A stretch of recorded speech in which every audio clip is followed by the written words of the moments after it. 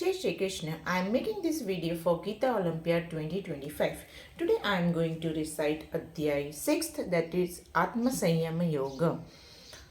श्रीभगवानुवाच अनाश्रितः कर्मफलं कार्यं कर्म करोति यः स सन्न्यासी च योगी च न निरग्निर्न चाक्रियः यं सन्न्यासमिति प्राहुर्योगं तं विद्धि पाण्डव न ह्यसन्न्यस्तसङ्कल्पो योगी भवति कश्चन आरुरुक्षोर्मुनेर्योगं कर्मकारणमुच्यते योगारूढस्य तस्यैव शमः कारणमुच्यते यदा हिनेन्द्रियार्थेषु न कर्मस्वनुसज्जते सर्वसङ्कल्पसन्न्यासी योगारूढस्तदोच्यते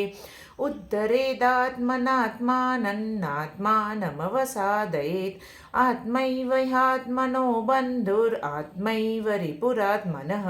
बन्धुरात्मात्मनस्तस्य येनात्मैवात्मना जितः अनात्मनस्तु शत्रुत्वे वर्तेतात्मैव शत्रुवत् चितात्मनः प्रशान्तस्य परमात्मा समाहितः शीतोष्णसुखदुःखेषु तथा मानापमानयोः ज्ञानविज्ञानतृप्तात्मा कूटस्थो विजितेन्द्रियः युक्त इत्युच्यते योगी समलोष्टाश्मकाञ्चनः सुहृन्मित्रार्युदासीन मध्यस्थद्वेषबन्धुषु साधुष्वपि च पापेषु समबुद्धिर्विशिष्यते योगी युञ्जीत सततम् आत्मानं रहसि स्थितः एकाकीयत चित्तात्मा निराशीरपरिग्रहः शुचौ देशे प्रतिष्ठाप्य स्थिरमासनमात्मनः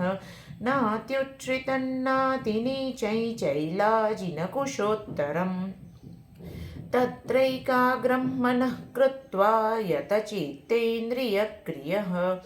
उपविश्यासने युञ्जाद्योगमात्मविशुद्धये समङ्काय शिरोग्रीवं धारयन्नचलं स्थिरः सम्प्रेक्ष्य नासिकाग्रं स्वं दिशश्चानवलोकयन् प्रशान्तात्मा विगतभिर्ब्रह्मचारी व्रते स्थितः मनः संयम्य मच्चित्तो युक्त आसीत मत्परः युञ्जन्नेवं सदात्मानै योगी नियतमानसः शान्तिर्निर्वाणपरमां मत्संस्थामधिगच्छति नात्यश्नतस्तु योगोऽस्ति न चैकान्तमनश्नतः न चातिस्वप्नशीलस्य जाग्रतो नैव चार्जुन युक्ताहारविहारस्य युक्तचेष्टस्य कर्मसु युक्तस्वप्नावबोधस्य योगो भवति दुःखः यदा विनियतैचित्तम् आत्मन्येवावतिष्ठते निःस्पृहः सर्वकामेभ्यो युक्त इत्युच्यते तदा यथा दीपो निवातस्थो नेङ्गते सोपमा स्मृता योगिनो यतचित्तस्य युञ्जतो योगमात्मनः यत्रो परमते चित्तन्निरुद्धं योगसेवया यत्र चैवात्मनात्मानं पश्यन्नात्मनि तुष्यति सुखमात्यन्तिकं यत्तद्बुद्धिग्राह्यमतीन्द्रियम् वेत्ति यत्र न चैवायं स्थितश्चलति तत्त्वतः यल्लब्ध्वा चापरल्लाभं मन्यते नाधिकं ततः यस्मिन् स्थितो न दुःखेन गुरुणापि विचाल्यते तौ विद्या दुःखसंयोगवियोगैयोगसंश्नितं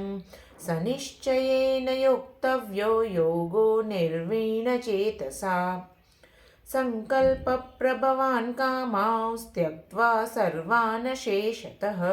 मनसैवेन्द्रियग्रामौ विनियम्य समन्ततः शनैः शनैरुपरमेद् बुद्ध्या धृतिगृहीतया आत्मसंस्थं मनः कृत्वा न किञ्चिदपि चिन्तयेत् यतो यतो निश्चरति मनश्चञ्चलमस्थिरं ततस्ततो नियम्यैतद् आत्मन्येव वशन्नयेत् प्रशान्तमनसं ह्येनै योगिनं सुखमुत्तमम् उपैति शान्तरजसं ब्रह्मभूतमकल्मषं युञ्जन्नेवं सदात्मानै योगी विगतकल्मषः सुखेन ब्रह्मसंस्पर्शम् अत्यन्तं सुखमश्नुते सर्वभूतस्थमात्मानं सर्वभूतानि चात्मनि ईक्ष्यते योगयुक्तात्मा सर्वत्र समबुद्धयः यो मां पश्यति सर्वत्र सर्वै च मयि पश्यति तस्याहं न प्रणश्यामि स च मे न प्रणश्यति सर्वभूतस्थितं यो मां भजत्येकत्वमास्थितः सर्वथा वर्तमानोऽपि स योगी मयि वर्तते आत्मौपम्येन सर्वत्र समं पश्यति योऽर्जुन सुखं वा यदि वा दुःखं स योगी परमो मतः अर्जुन उवाच योऽयं योगस्त्वया प्रोक्तः साम्येन मधुसूदन एतस्याहं न पश्यामि चञ्चलत्वात् स्थितिं स्थिरां चञ्चलं हि मनः कृष्ण प्रमाथि बलवदृढं तस्याहं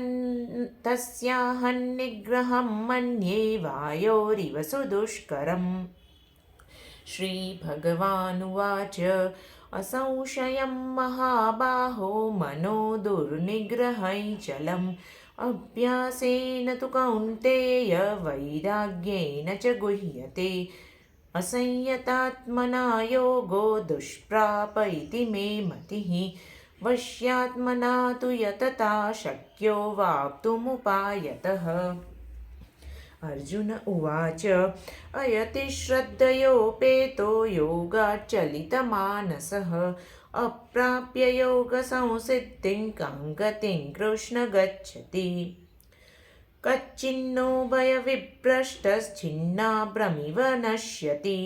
अप्रतिष्ठोऽश्महाबाहो विमूढो ब्राह्मणः पथि एतन्मे संशयं कृष्ण चेतुर्मर्हस्य शेषतः त्वदन्यः संशयास्यस्य चेतान्नह्युपपद्यते श्रीभगवानुवाच पार्थ नैवेह नामुत्र विनाशस्तस्य विद्यते न हि कल्याणकृत् कश्चित् दुर्गतिं तात गच्छति प्राप्य पुण्यकृतान् लोकान् उषित्वा शाश्वतिः समाः शुचीनां श्रीमतां गेहे योगो भ्रष्टो विजायते अथवा योगिनामेव कुले भवति धीमताम् एतद्धि दुर्लभतरल्लोके जन्म यदीदृशम् तत्र तं बुद्धिसंयोगं लभते पौर्वदेहिकं यतते च ततो भूयः संसिद्धौ कुरु नन्दन पूर्वाभ्यासेन तेनैव ह्रियते ह्यवशोऽपि सः जिज्ञासुरपि योगस्य शब्दब्रह्मति वर्तते प्रयत्नाद्यतमानस्तु योगी संशुद्धकिल्बिषः अनेकजन्मसंसिद्धिस्ततो याति परां गतिम् तपस्विभ्योऽधिको योगी ज्ञानिभ्योऽपि मतोऽधिकः कर्मिभ्यश्चाधिको योगी तस्माद्योगी भवार्जुन योगिनामपि सर्वेषां मद्गतेनान्तरात्मना श्रद्धावान् भजते यो मां समे युक्ततमो मतः ॐ तत्सदिति श्रीमद्भगवद्गीतासु उपनिषत्सु ब्रह्मविद्यायां योगशास्त्रे श्रीकृष्ण अर्जुनसंवादे आत्मसंयमयोगो नाम षष्ठोऽध्यायः ॐ श्रीकृष्णार्पणमस्तु हरि ओं तत्सत् जय श्रीकृष्ण।